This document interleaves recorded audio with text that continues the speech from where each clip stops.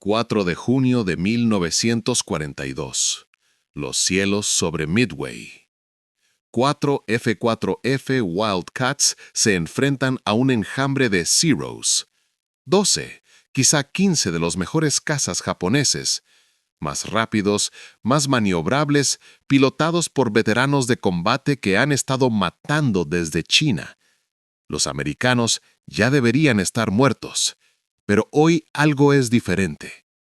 Los Wildcats no intentan una pelea aérea. Vuelan en parejas, zigzagueando de un lado a otro en un patrón de tijera estrecho que no tiene sentido para nadie que los observe. Un Zero se lanza en picado sobre el Wildcat líder desde arriba, el golpe mortal que ha funcionado cientos de veces, pero el estadounidense gira bruscamente hacia su compañero en lugar de alejarse de la amenaza. El Zero lo sigue, concentrado en matar, y vuela directamente hacia los cañones del compañero. El Zero se desintegra en una lluvia de metal y fuego. Otro Zero ataca. Mismo tejido, mismo resultado. Otra muerte. Los pilotos japoneses están desconcertados. Sus aviones superiores están siendo derrotados por aviones inferiores mediante una táctica incomprensible. Principios de 1942. El Mitsubishi A6M0 dominaba los cielos del Pacífico. Era más rápido que cualquier avión estadounidense, más maniobrable de lo que parecía físicamente posible. Su alcance le permitía escoltar bombarderos a cientos de kilómetros de sus portaaviones y lo pilotaban veteranos curtidos en combate que llevaban años perfeccionando sus habilidades sobre China. El F-4F Wildcat estadounidense fue superado en casi todas las categorías de rendimiento. El Zero viraba más cerrado y podía completar una vuelta completa en segundos menos que el Wildcat. Ascendía más rápido, alcanzando altitud mientras los pilotos estadounidenses aún luchaban por ascender. Aceleraba más rápido al salir de los picados. Mientras que los pilotos japoneses podían volar en cualquier avión estadounidense, los pilotos estadounidenses volaban aviones diseñados antes de que nadie supiera a qué se enfrentarían.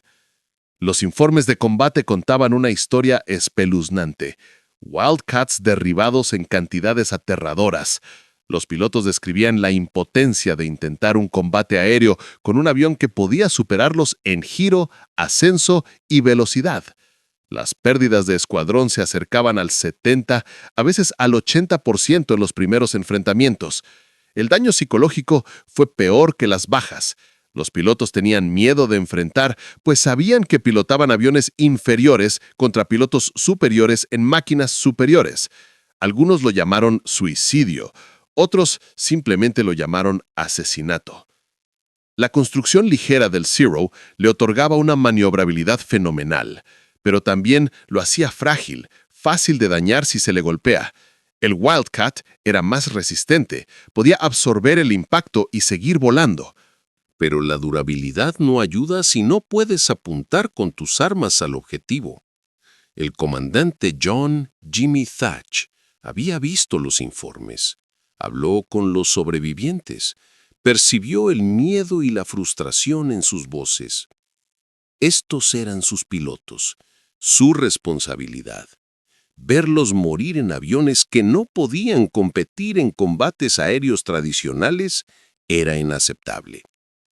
El establishment tenía respuestas. Conseguir mejores aviones. Años después. Entrenar más duro. El entrenamiento no supera la física. Evitar el combate. Imposible cuando se defienden portaaviones de un ataque. Thach se negó a aceptar ninguna de esas respuestas. Noche tras noche, Thach se sentaba a la mesa de su cocina en San Diego mucho después de que su familia se hubiera acostado.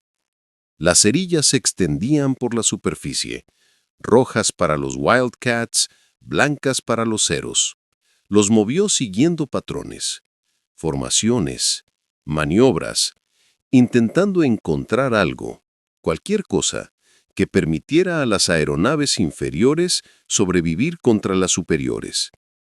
Las tácticas tradicionales de combate aéreo se basaban en maniobras individuales de aeronaves, virajes, ascensos y picados para alcanzar la cola del enemigo. Duelos aéreos 1 contra 1, donde la habilidad del piloto y el rendimiento de la aeronave determinaban quién vivía y quién moría. Pero el Zero ganaba todas las maniobras individuales. Ese era el problema. Los pilotos estadounidenses intentaban batirse en duelo con un oponente más rápido y ágil. Así que, dejad de batiros en duelo. Thach volvió a mover las cerillas. Y si en lugar de intentar superar al Zero en maniobras, convirtieras cada ataque a tu avión en una sentencia de muerte para el atacante. Apoyo mutuo. Defensa coordinada. El avance se produjo pasada la medianoche. 2 Wildcats volaban en línea, uno al lado del otro, a unos 60 metros de distancia. Cuando un Zero ataca a un avión, este vira bruscamente hacia su compañero.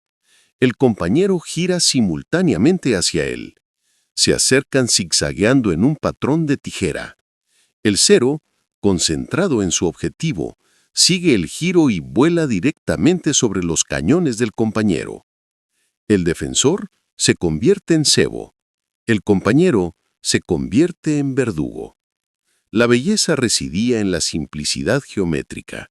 La superior capacidad de giro del Zero se volvió irrelevante porque el estadounidense no intentaba girar con él, sino hacia su compañero. El piloto del Zero, obsesionado con el derribo, seguiría directamente a una solución de disparo que nunca vio venir. La doctrina de la Armada enseñaba maniobras individuales de combate aéreo, gestión de la energía y artillería de precisión. Thach proponía algo que parecía una renuncia: volar directamente hacia el compañero en lugar de intentar superar al enemigo. Le enseñó la táctica al VF-3, su escuadrón, el Escuadrón Félix el Gato. La practicaron sin descanso sobre California. Algunos pilotos fueron escépticos. «Esto me parece mal, capitán. Se supone que debemos maniobrar, no volar con patrones predecibles». Thach insistió. «Confía en tu compañero. El piloto del Zero está concentrado en ti. No verá su muerte venir por un lado. ¿Funcionaría en combate real? ¿O morirían los pilotos intentando una táctica sin probar contra los mejores pilotos de combate del mundo? La primera prueba llegaría en la batalla más crítica de la Guerra del Pacífico. 4 de junio de 1942. Batalla de Midway. La batalla naval más importante de la Guerra del Pacífico. El comandante Thach lidera el VF-3, pilotando Wildcats F-4F desde el portaaviones Yorktown. Su misión: proteger a los torpederos que atacan la flota japonesa. 6 Wildcats escoltan a los obsoletos Devastators TVD, en lo que todos saben que es un ataque suicida. Esto es todo, la primera prueba real de la táctica contra el Zero. La formación se acerca a 450 metros. Entonces la radio crepita. «¡Cazas! ¡Ceros a las 2 en punto!». Surgen en masa de los portaaviones japoneses que se encuentran abajo. 2 docenas de Zeros, pilotados por veteranos, los mejores pilotos de la Armada Imperial japonesa. Los estadounidenses son superados en número 6-1. Los Zeros impactan primero a los torpederos. Los lentos y torpes TVD no tienen ninguna posibilidad. Los Zeros los atraviesan con una facilidad despectiva, con cañones de 20 milímetros, destrozando tela y aluminio, convirtiendo las aeronaves en escombros y paracaídas. Ahora, los Zeros se vuelven contra los Wildcats. 4 de los 6 aviones de Thach siguen juntos. 4 Wildcats contra más de 20 Zeros. La voz de Thach corta el caos de la radio. «Ejecutar maniobra de defensa con rayo». Él y su compañero, el alférez Ram Dev, vuelan en línea recta, separados por 60 metros, tal como lo practicaban. Un Zero se lanza en picado hacia Thach, desde atrás y por encima de él, a las 6 en punto. la clásica posición de matar que ha funcionado cientos de veces y que ha matado a docenas de pilotos estadounidenses en los últimos 6 meses. Pero Thach no intenta girar con él. Eso sería suicidio. En cambio, gira bruscamente a la izquierda, hacia Deb. Deb, simultáneamente, gira a la derecha, hacia Thach. Se mueven uno hacia el otro en un patrón de tijera, cruzando sus trayectorias de vuelo. El piloto del Zero, con la mirada fija en Thach, lo sigue en la curva. Tiene el dedo en el gatillo. El Wildcat está justo ahí, en su mira. Y luego vuela directamente sobre las armas de Deb. Deb dispara una ráfaga de 2 segundos. 6 metralladoras a libre 50 convergen a 200 yardas. El Zero se desmorona. Las alas se pliegan, los tanques de combustible estallan y la aeronave se desintegra en fragmentos ardientes.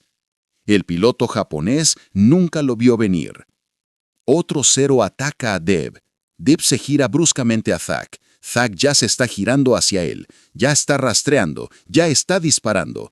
El piloto del Zero se da cuenta de su error en el último segundo, antes de que balas de calibre 50 le atravesasen la cabina y el motor. Luego, otro Zero. El mismo tejido, el mismo resultado. Los pilotos japoneses restantes se frustran cada vez más. Sus aviones superiores no pueden aprovechar sus ventajas. Cada ataque choca con fuego defensivo desde un ángulo inesperado. Intentan ataques en picado, ataques en ascenso, ataques desde el as. Nada funciona. Los Wildcats simplemente zigzaguean, haciendo tijera de un lado a otro, convirtiendo cada ataque agresivo en una trampa mortal. Los japoneses no están preparados para esto. Han pasado años perfeccionando sus habilidades individuales de combate aéreo, el arte de la lucha con giros, la gestión de la energía y el tiro desviado. De repente, esas habilidades son irrelevantes. Los estadounidenses no están en una pelea de perros. Están ejecutando un patrón defensivo que convierte la agresión en suicidio. Tras 10 minutos de intenso combate, los Zeros se separan. Tienen poco combustible, están frustrados y han perdido aviones por culpa de aviones que no deberían haberlos alcanzado. Los 4 Wildcats de Thach sobreviven. Los 4. Algunos Zeros fueron derribados. La táctica funciona, espectacularmente. Tras la batalla, otros pilotos estadounidenses que presenciaron el combate rodearon a Thach en la cubierta del Yorktown. ¿Qué diablos fue eso? ¿Cómo lo hiciste? Enséñanos. La noticia se extiende como un reguero de pólvora por toda la flota del Pacífico. El reporte de combate de Thach llegó a los escritorios de toda la flota pacífica en cuestión de días. Diagramas detallados, descripciones paso a paso, recomendación urgente, implementar de inmediato en toda la flota. Los escuadrones de cazas comenzaron a adoptar el tejido antes de que llegara la autorización oficial. Pilotos enseñaban a pilotos. Bocetos en servilletas en salas de preparación. Demostraciones con manos y dedos para mostrar el patrón de tijera. Te giras hacia tu compañero. Él se gira hacia ti. Y el Zero te sigue hasta sus cañones. La transformación fue inmediata y profunda. Escuadrones que habían estado evitando el combate, que habían sufrido entre un 70 y 80% de pérdidas en los primeros enfrentamientos, de repente encontraron una forma de sobrevivir y vencer al Zero. El impacto psicológico fue enorme. Los pilotos tenían una táctica que funcionaba, en la que podían confiar. Eso les daba una oportunidad de luchar. Las estadísticas lo decían todo. Antes del WIV, las pérdidas de cazas estadounidenses en algunos combates superaban el 70%. La tasa de bajas favorecía claramente a los japoneses, a veces 3 o 4-1. Tras el tejemaneje, las pérdidas se redujeron drásticamente. Las tasas de bajas comenzaron a estabilizarse en cuestión de semanas.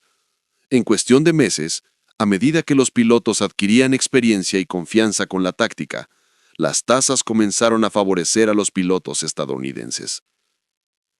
La respuesta inicial del establishment fue, como era previsible, de escepticismo. Esto viola la doctrina fundamental de los cazas. La maniobrabilidad individual de las aeronaves es primordial, pero los resultados del combate no se pueden discutir. La Armada adoptó oficialmente el Thatch Weave como táctica defensiva estándar en julio de 1942. Lo incorporó a los programas de entrenamiento. Lo difundió por toda la flota con la urgencia de quienes habían visto morir a demasiados pilotos. Los pilotos desarrollaron variantes rápidamente. Las tijeras básicas para equipos de 2 aviones, versiones ampliadas para divisiones de 4 aviones, donde 2 parejas podían defenderse mutuamente.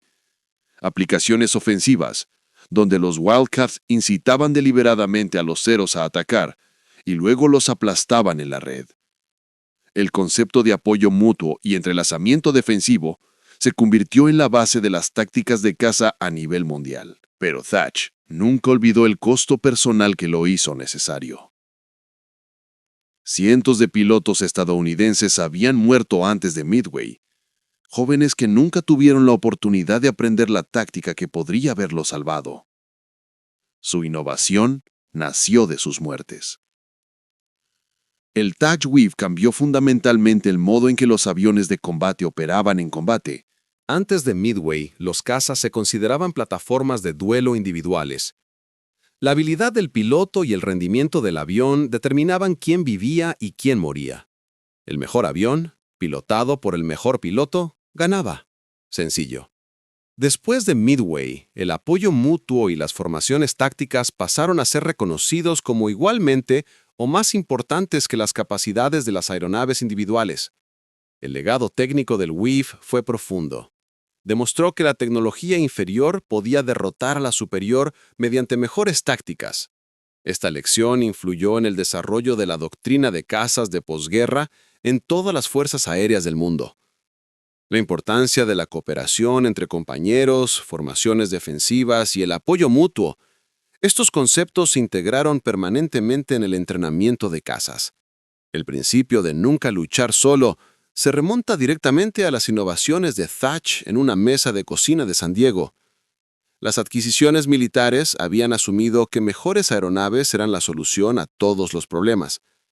Thatch demostró que mejores tácticas podían funcionar de inmediato, mientras que mejores aeronaves tardaban años en desarrollarse y desplegarse. El Thatch Weave fue finalmente reemplazado. Para 1943-44, cazas estadounidenses como el F-6F Hellcat y el F-4U Corsair podían igualar o superar el rendimiento del CEO. Surgieron nuevas tácticas para nuevas capacidades. Pero el principio fundamental, apoyo mutuo, maniobras coordinadas, uso de la geometría y el trabajo en equipo en lugar del rendimiento puro, siguió siendo fundamental en el combate de cazas durante la era de los reactores y la guerra aérea moderna. Los pilotos de caza actuales aún vuelan como elementos y divisiones, se defienden mutuamente y emplean tácticas coordinadas que se remontan a la innovación de Thatch. El propio Thatch se convirtió en contraalmirante, dirigió fuerzas de tarea de portaaviones y fue reconocido como uno de los mejores innovadores tácticos de la Armada. Pero se mantuvo modesto, como le es habitual, sobre su logro más famoso. Era obvio una vez que lo pensaba. Simplemente tuve tiempo para pensar porque no me disparaban mientras estaba sentado en la mesa de la cocina.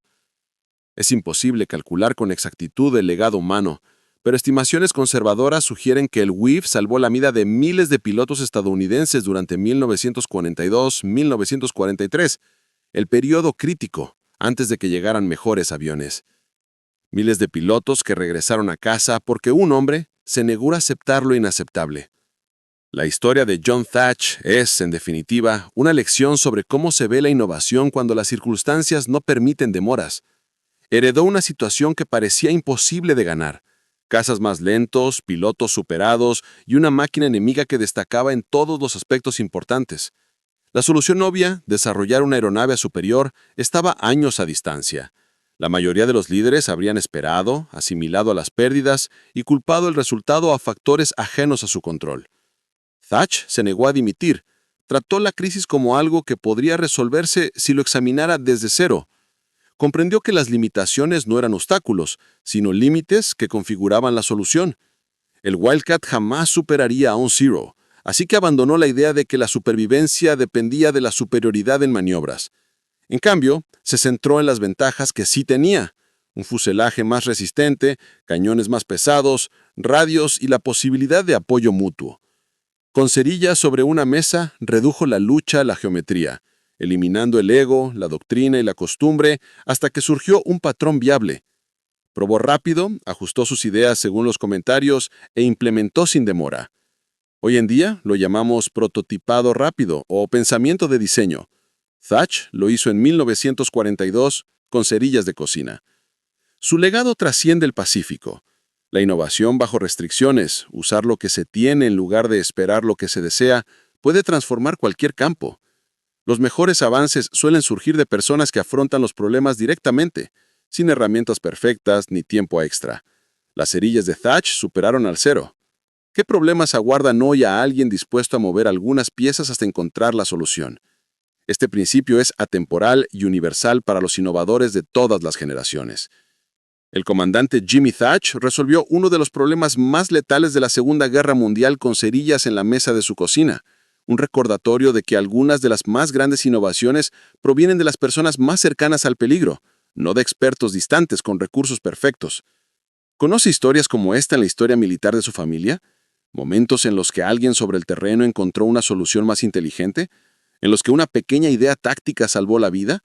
¿En los que la creatividad venció a la tecnología superior o a una superioridad numérica?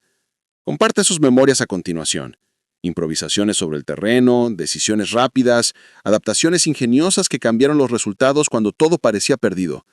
Hay docenas de historias más como la de Thatch, el comandante de tanque que usó un simple truco de radio para burlarse a los Tigers, el capitán de infantería cuya formación improvisada salvó a su compañía, el piloto que descubrió cómo alcanzar un objetivo que todos consideraban imposible. Si quieres saber cómo la gente común resolvió problemas extraordinarios cuando lo que estaba en juego era la vida o la muerte, está en el lugar correcto. A veces las innovaciones más importantes comienzan moviendo unas cerillas hasta encontrar un nuevo patrón.